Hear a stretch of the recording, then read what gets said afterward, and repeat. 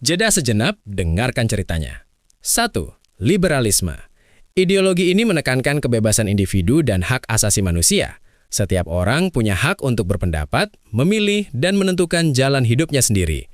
Negara berperan sebagai pelindung hak, bukan pengatur segalanya. 2. Konservatisme. Ideologi ini menekankan menjaga tradisi dan nilai lama. Perubahan itu boleh, tapi harus hati-hati dan bertahap. Orang konservatif biasanya menghargai adat, norma, dan struktur yang sudah terbukti. 3. Sosialisme. Ideologi ini fokus pada kesetaraan dan keadilan sosial. Semua orang punya hak yang sama atas sumber daya dan kesejahteraan. Intinya, tidak ada yang terlalu kaya atau terlalu miskin, semua dibagi secara adil. 4. Komunisme. Mirip sosialisme tapi lebih ekstrim. Semua milik bersama, termasuk tanah, perusahaan, dan kekayaan. Tidak ada kepemilikan pribadi dalam hal ekonomi, negara memimpin semuanya untuk kesetaraan. 5. Anarkisme.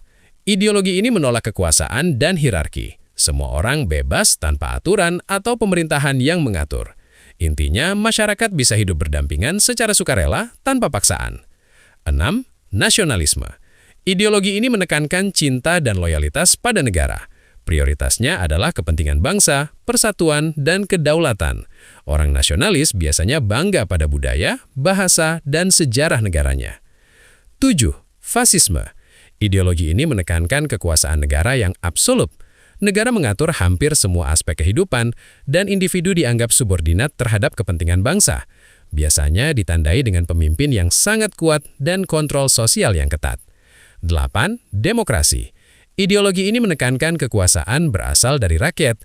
Setiap orang punya suara dalam pengambilan keputusan, biasanya melalui pemilihan umum.